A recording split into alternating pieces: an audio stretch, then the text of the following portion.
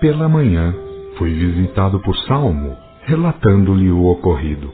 À tarde, veio minha mãe trazendo consigo 3 outras mulheres, às quais fui apresentado. Eram servas do bem e trabalhavam nos círculos espíritas, arrebanhando pessoas e encaminhando-as às sessões. Fazem, informou minha mãe, um duplo serviço.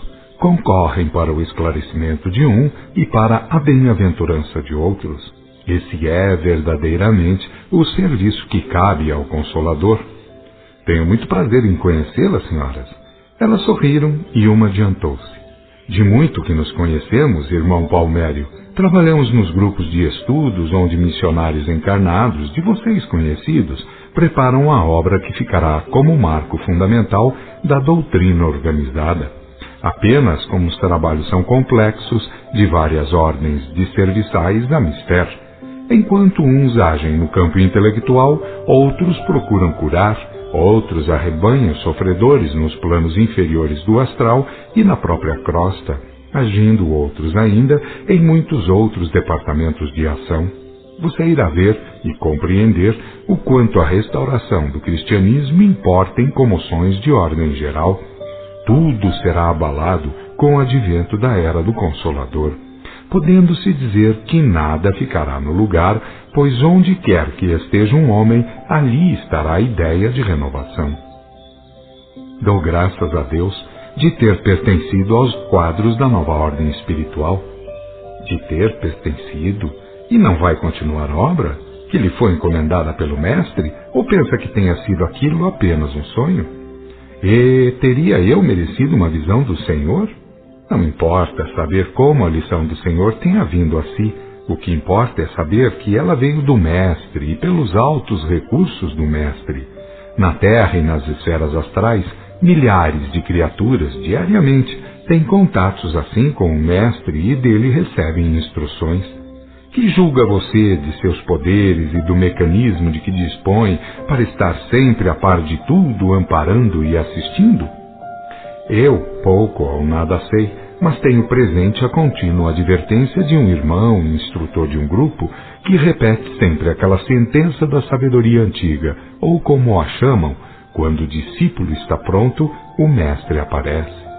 É realmente assim. Conhecemos esse instrutor e cedo o terá como companheiro de serviços.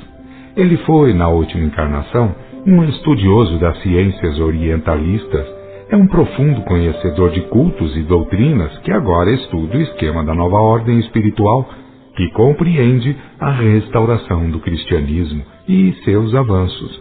Um fim de ciclo bate às portas da humanidade e tremendas convulsões vão assaltá-la, sendo por isso mesmo necessário esclarecê-la, a fim de que o desmoronamento seja apenas de ordem material.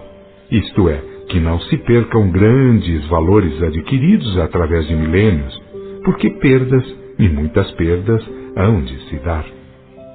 A lavratura do Consolador não é com o fim de eliminar da terra o que ela atraiu, está atraindo e decididamente provocará.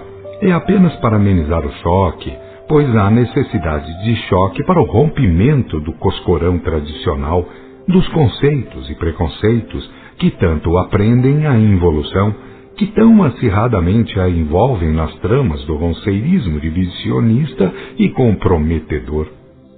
A conversa desandou por múltiplos ângulos do conhecimento e à tarde tombou sobre a região, entregando-a aos embalos de suavíssimo êxtase. Quando o crepúsculo assomou as fronteiras da noite encantada, minha mãe convidou. — Filho, vamos à crosta, temos muito o que fazer. — Eu? — Sim, é a hora. — Que maravilha, mamãe! Eu vou andar? — Sim, vai entrar aleijado e sair curado. Deus o quer. Senti em mim, então, tremendas convulsões íntimas. Parece que o não lembrado sistema magnético veio à tona de minha constituição e reclamou toda uma soma de considerações. Correntes elétricas, assim se me afigurava, varriam-me dos pés à cabeça e vice-versa. Um pranto feliz inundou-me o rosto de lágrimas e fui sentindo, aos poucos, aquele êxtase que havia sentido durante a visão do mestre. Era um estado de gozo? Era um deslumbramento? Desci do leito, como rastejante, mas minha alma estava de pé. Acompanhei aquelas 4 mulheres até ao pátio ajardinado daquela mansão recuperadora, sendo em seguida convidado a pensar em Jesus Cristo, a fim de auxiliá-las no serviço de transporte até a crosta. Foi pensar, querer e realizar. Numa fração de minuto estávamos na crosta fazendo companhia no recinto familiar a um elevado número de irmãos destas plagas e de 5 irmãos encarnados, inclusive Allan Kardec. Observei com atenção o ambiente em geral, principalmente o espiritual, notando que eram muitos os que ali estavam, como eu, necessitando de cura.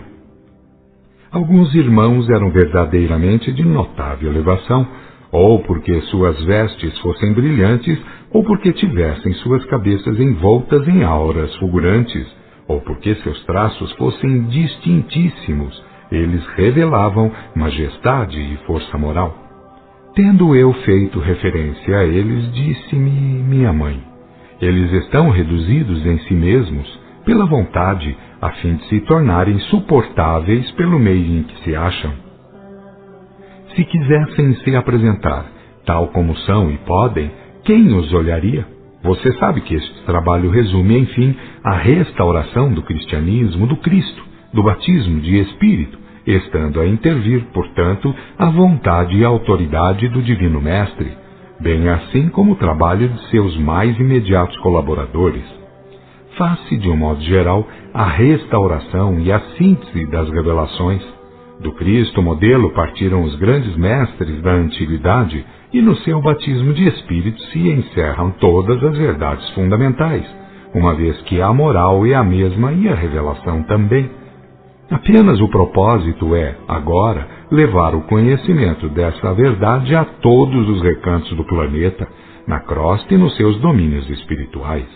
Depois, com o amadurecimento das ideias e o evolver dos tempos, começarão os trabalhos de minúcia, os detalhes, a penetração nos matizes da verdade. Primeiro, porém, cumpre apresentar a plataforma básica. De quando em quando, chegavam agrupamentos de elementos espirituais. Alguns vinham como flechas de luzes multicores, outros davam entrada lentamente, conversando, tratando de assuntos vários. Chamou-me a atenção, em dado momento, alguém que se postou ao nosso lado, bem afastado da mesa, e que era um senhor, um espírito, deveras encanecido, de cabelos brancos como a neve, todo encurvado, rosto espichado para a frente, com toda a característica do puro sofista.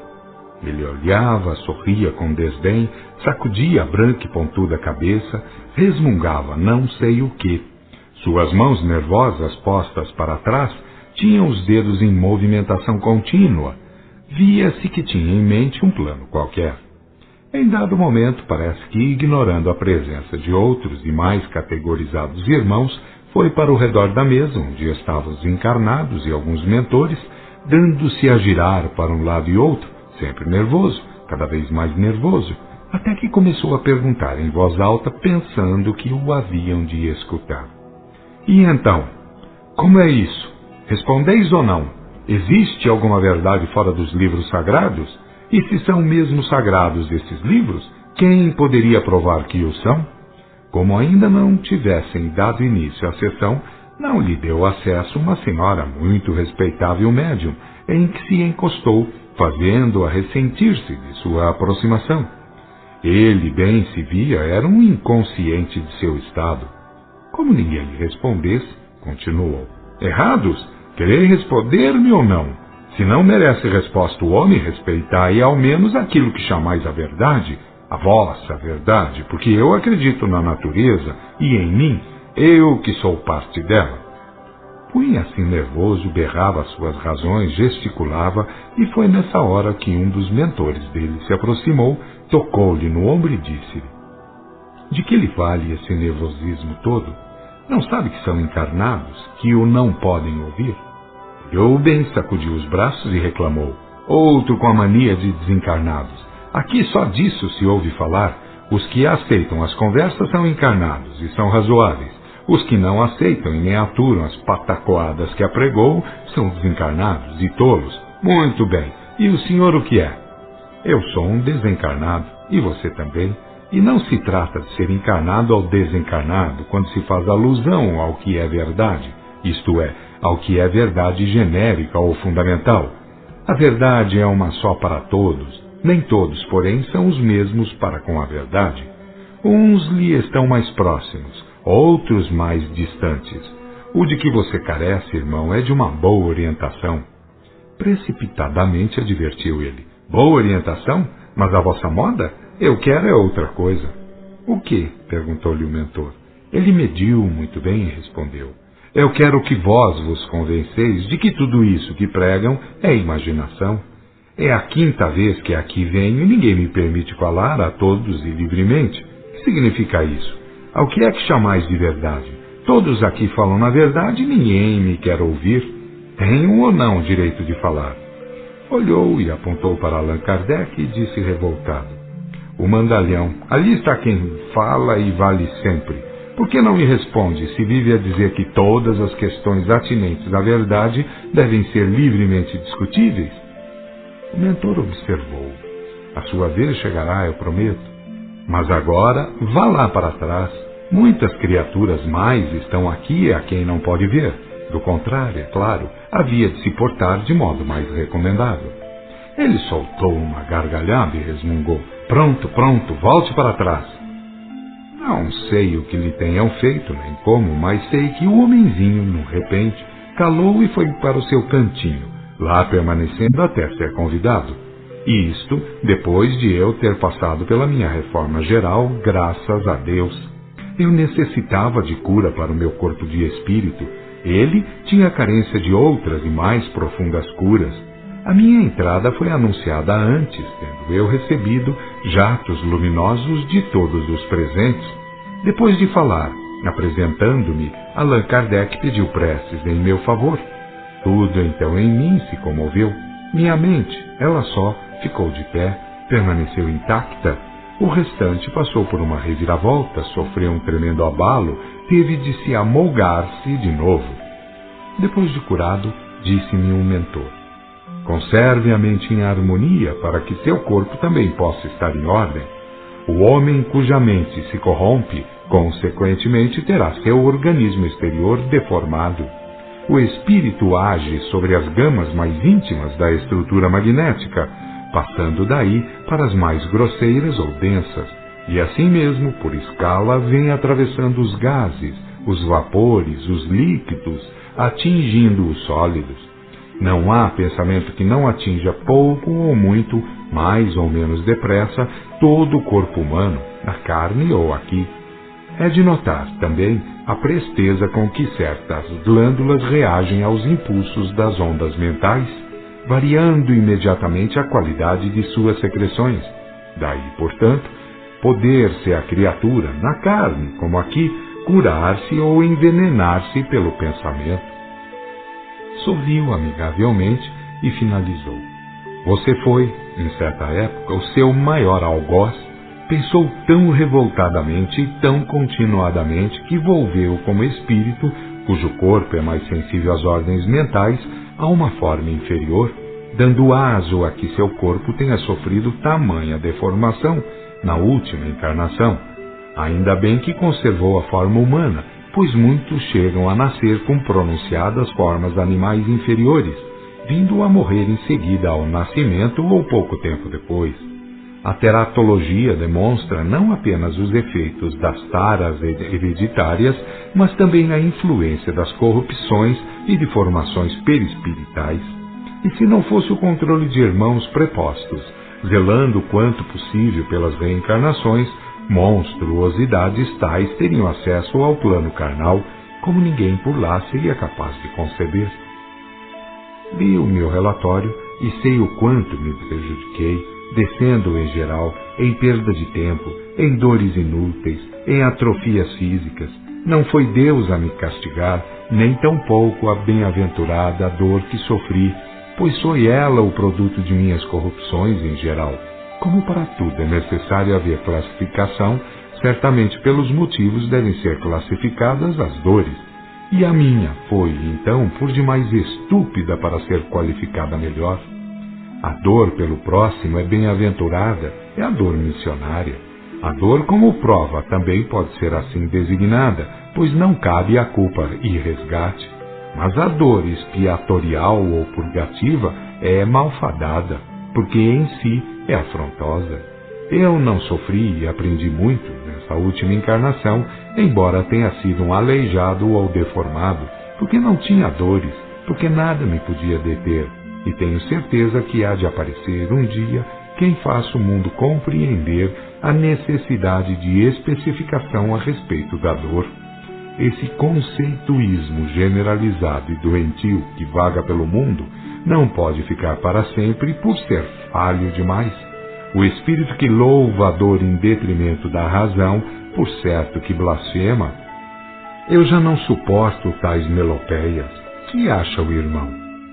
Ele meditou algum tempo e a seguir teceu comentários ponderosos. O mundo vive ainda em período de generalização. O tempo das especificações está por vir, portanto, assim como a respeito de outros fenômenos, também a respeito do fenômeno dor, há que haver melhor conhecimento e outras classificações. O que mais me faz pensar é o fato de tanto servir ela para tornar submisso como revoltado.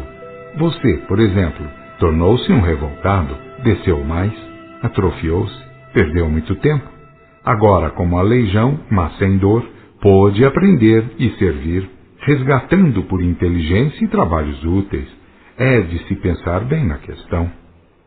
Fez silêncio, fitou-me bem e considerou. O espírito vem subindo das gamas inferiores, vem atravessando os reinos e as espécies. Quando entra no reino hominal, chamamos de um reino à parte a espécie humana, por atingir o grau da razoabilidade e da consciência individual. Ao atingir o reino hominal, portanto, passa a ter em mãos, diremos ao seu alcance, o poder de fazer-se feliz ou infeliz, segundo as obras, assim como queira dispor de seus poderes de raciocínio, de vontade e de ação. De Deus tem os poderes, e de si o direito de aplicá-los. Tudo é, ou passa a ser, daí em avante, uma questão de elaboração de poderes e liberdades. Isso mesmo. Como, então, chamar bem-aventurada a dor de um modo geral, sem distinção, sem observar e respeitar a ordem motivadora? Como julgar, em identidade de condições, a dor de um Cristo e a dor de um grande culpado? Chegou-se para junto de nós um senhor, pedindo para intervir e opinando. Ainda bem que se procura discutir questão de tamanha significação. Já ouvi comentários a respeito e confesso que se levanta entre os diferentes conceitos uma questão de mérito e de ordem.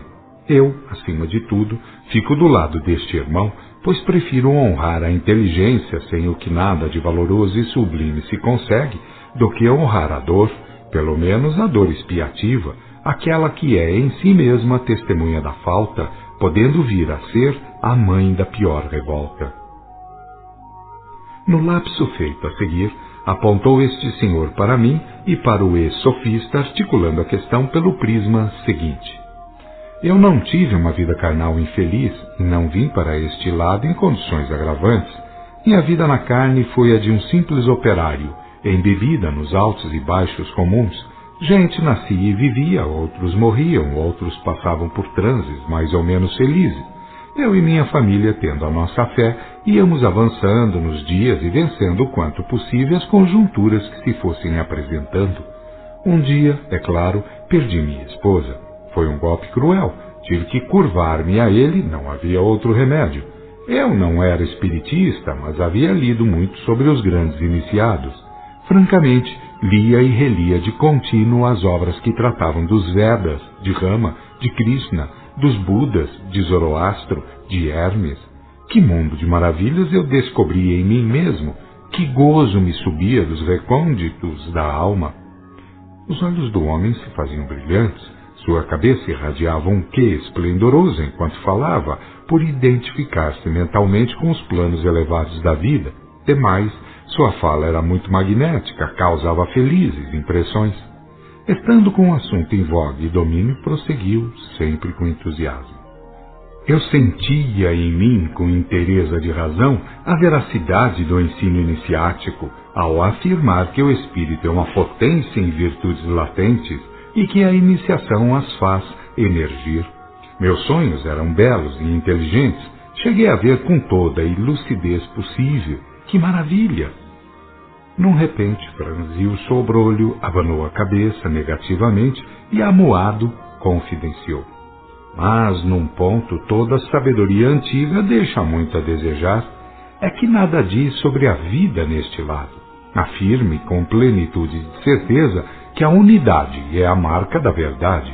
A sabedoria antiga é monista, sem dúvida, mas fica muito à distância a respeito da vida na erraticidade. Quando diz alguma coisa, é muito vaga, e pode-se afirmar, é completamente falha. Este lado da vida é por demais complexo, e talvez por isso não tenha podido falar. Minha mãe interveio e afirmou. Sabemos que não havia ordem superior para tanto. Chegaria o tempo com o advento de outra era, e tudo está chegando, não está? Roma deu fim no batismo de espírito, implantou a cleresia mais errada de toda a história, fez crimes tremendos, sujeitou os povos à idolatria em nome da verdade. Mas eis aí que a Cristo ninguém pode oprimir, e tudo vem à tona. Os protestos se levantam em tempo, a revelação força os mundos dos desencarnados e sacode violentamente nossos rincões. Quem irá deter a marcha do Consolador, que se está de novo infiltrando pela humanidade? Quem dominará o Cristo? A quem foi conferida outorga a fim de impedir a marcha dos ciclos evolutivos? Não tenhamos dúvida, pois o Cristo está na dianteira dos acontecimentos que se estão vendo e observando. Há quem diga, elementos de mais alto, que ele mesmo se faz como um pequenino e vem comunicando-se e instruindo de conformidade com a época. Eu creio nisso, pois quem está trabalhando para a restauração por ele profetizada é o Espírito por ele indicado. Se Elias trabalha no plano carnal pela reposição das coisas no lugar, naturalmente que o Divino Mestre o guia direta ou indiretamente no rumo devido. Entretanto, mantenhamos vigilância, pois querer muito é precipitar e precipitar é violar.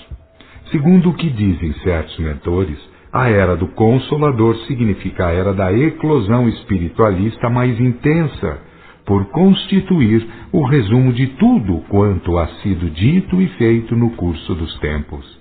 O fenômeno abrange, num amplexo total, a síntese e a análise à parte, se revelando ao infinito na imensidão do todo inefável. É o que temos, o que estamos vendo e aprendendo, apenas uma fagulha do que aí pela frente vem. O passado é rico em sínteses, em linhas gerais. O presente forja para um futuro próximo, bem próximo, a exposição analítica mais intensa possível. O mundo dos detalhes vai projetar-se sobre a mentalidade dos homens. Os matizes da verdade hão de se tornar o prato comum de todas as criaturas de boa vontade. Tudo quanto foi e ainda paira no campo dos mistérios vai ser exposto, deve tornar-se do conhecimento geral.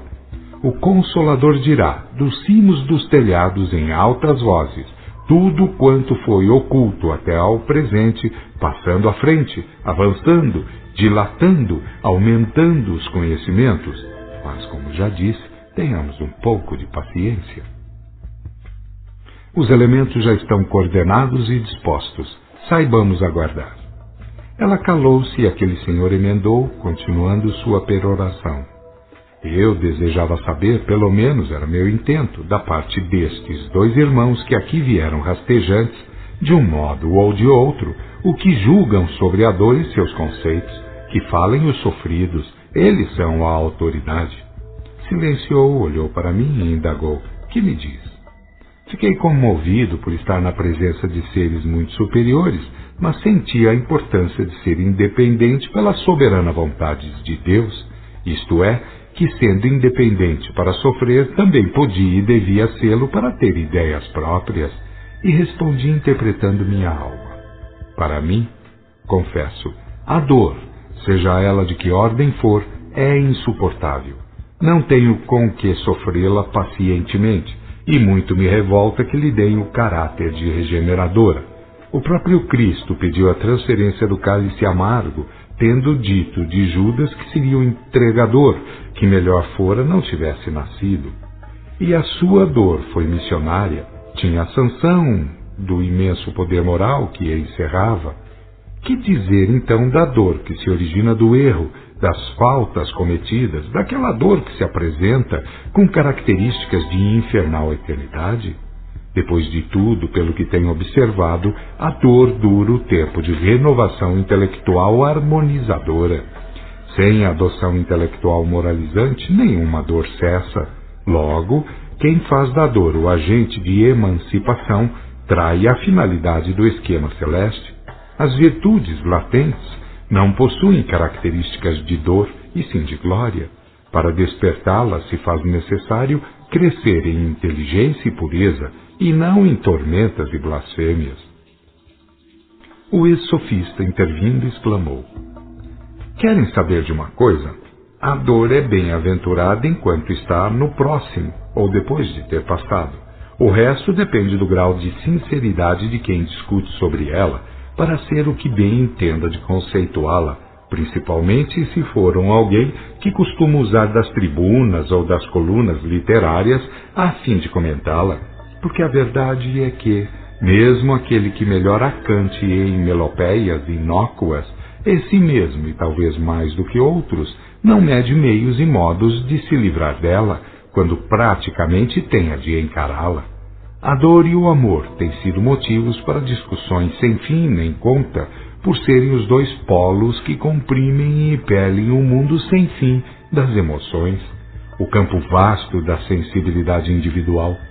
Idealisticamente, tanto uma como o outro se equiparam, mas a verdade é que são fatores antagônicos.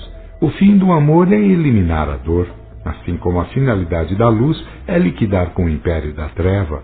E se a dor não cessa enquanto o amor não aparece, então é porque todos quantos teceram melopéias à dor o fizeram doentiamente.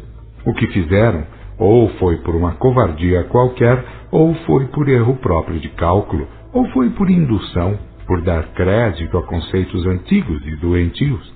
Eu fico com Jesus Cristo, que procurou fugir à dor e, quando muito, concitou a tolerá-la, quando impossível de ser liquidada. Basta dizer que ela é o produto da inversão da ordem para se saber que é repelente. Curvo-me, isso sim, ao ter que defrontar a dor missionária.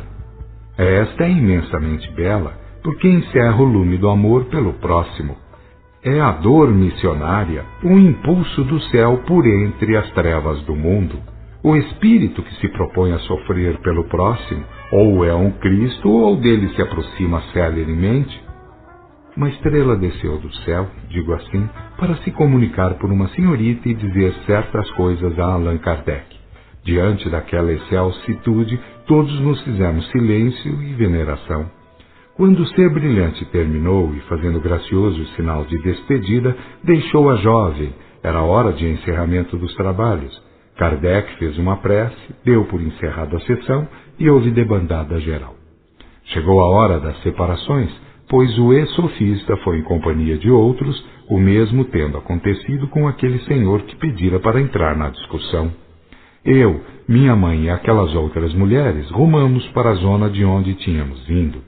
Meu estado emocional era deslumbrante. Minha alma pairava nas alturas celestiais. Minha inteligência recitava uma prece contínua. Sentindo, por ingressar em plano vibratório superior, aumentar aquele estado de êxtase, fui obrigado a dizer: não sei como agradecer a Deus e a quanto me fizeram bem. O que sinto de paz e ventura em mim faz a soma de tudo quanto devo a Deus e às almas carinhosas que em tempo me vieram amar e servir. Como pagarei? Uma daquelas mulheres, avançando e trazendo no semblante a marca de sua elevação espiritual, sentenciou: querido irmão, pague com a mesma moeda, amando e servindo. É exato, senhora. Amor com amor se paga. Jesus Cristo pediu consciência. recomendou o amor e prometeu o batismo de espírito. Entretanto, se para haver contato é preciso a ingerência da consciência, e se para haver revelação se faz necessária a contribuição das faculdades mediúnicas, o certo é que, para honrar a qualquer ação e consagrar a qualquer feito, faz-se mister a sanção do amor. Ela emendou, envolvendo-me com a sua aura agora luminosa. Irmão e amigo, a inteligência esclarecida ilumina o seu caráter em geral. É a premissa de uma nova era para si. Oxalá não volte atrás. O poder da luz é dialético, é duplo, assim como a foguenta treva com a sua chegada, assim mesmo a atrai com a sua partida. Veja bem, não torne atrás. Eu voltarei um dia quando estiver pronto. Adeus. Ela se fez luz, ou luzes argentinas, rasgando o lindo céu azulado que nos servia de firmamento. Meus olhos derramavam quentíssimas lágrimas. Minha mente parece que invadiu as profundezas de mim mesmo, indo confinar com Deus, bem lá nos confins de minha consciência. Eu queria falar e não podia, queria gesticular e não sabia como. Apenas pude, levantei os olhos, olhei para o espaço e vi que estava normal. Estrelas tremeluzentes ornavam o fundo azul da imensidão cósmica. Vê, filho, como agentes do Senhor aparecem em forma de simples trabalhadores. Isso é para nos ensinar humildade, ou para nos fazer entender o quanto pode o amor posto a serviço do bem alheio. Suas últimas palavras foram seguidas de uma voz que era a mesma daquela mulher a quem não pudemos ver. Ela disse: sobre doutrinas e conceitos, irmãos queridos, muito haverá ainda por aparecer e por se fazer. Entretanto, crede, o amor pode muito mais do que os ramerrões estipulados pelas páginas da história e escalonados ao longo das conceituações sectárias. O homem pode dar crédito a quantos conceitos quiser e pode até dogmatizar sobre eles, pretendendo, para si, que sejam imutáveis, por dá-los como verdades fundamentais. Porém, só o amor eleva de fato as criaturas. A própria ciência pode trair. O amor, vivido por amor, nunca atrai. É impossível descrever o que se passou comigo, por mais este acréscimo que o céu debruçara sobre mim. Em minha mente vagavam, sem esforço, ideias que vinham da unidade sagrada, da origem, de Deus. Por isso, naquele momento, eu era como o todo e a parte, o de dentro e o de fora. Eis o melhor que posso dizer para expor uma tão feliz vivência da glória então vivida. Quando tudo findara, minha mãe convidou-me. Vamos para casa, meu filho, não tornará ao centro de recuperação.